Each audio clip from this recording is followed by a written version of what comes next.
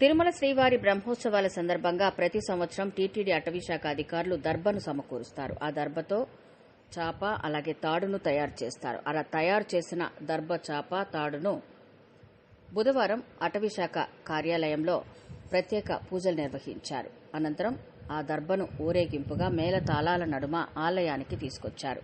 ఆలయం లోపల పెద్ద శేష వాహనంపై ఉంచి పూజలు నిర్వహించారు. ఈ దర్బను బ్రహ్మోత్సవాలలో ధ్వజారోహణంలో ధ్వజస్తంభానికి వినియోగిస్తారు.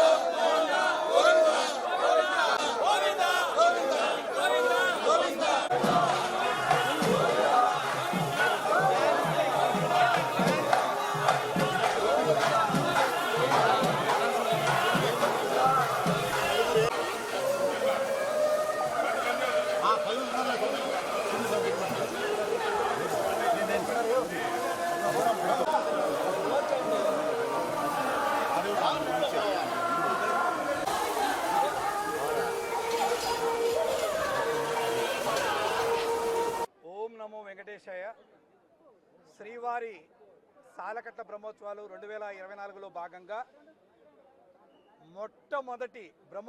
మొట్టమొదటి అంకం ఈరోజు